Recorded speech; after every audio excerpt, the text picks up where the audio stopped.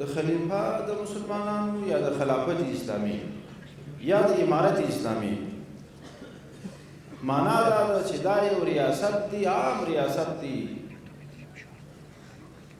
او دا ریاست نیابت لري د محمد علیه السلام څخه په امور کې د دین او د دنیا.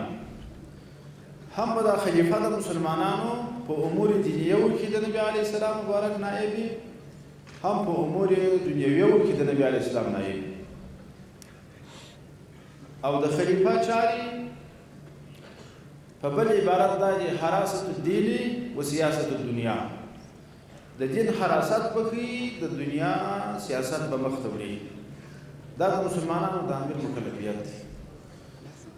نو موږ چې د خپل تحصیلي نظام مخ ته وړو، یا بل تعلیمي نظام مخ ته وړو، یا د امن نظام مخ ته وړو، یا د دفاع نظام مخ ته وړو، دا ټول نظام په دې مقید دی چې هغه څه په نظام کې تطبیقوو چې د رب جل جلاله هدایت او حکم وي.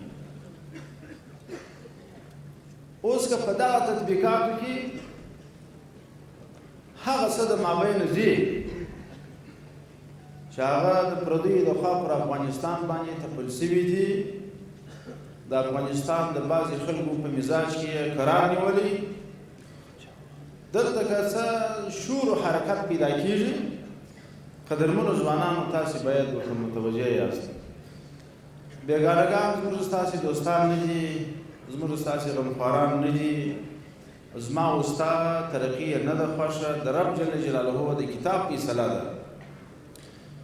یا ایها الذین آمنوا لا تتخذوا بطانة من دونکم لا یعلونکم خبالا ودوا ما عنتم قد بدت البغضاء من افواههم وما تخفي صدورهم اکبر.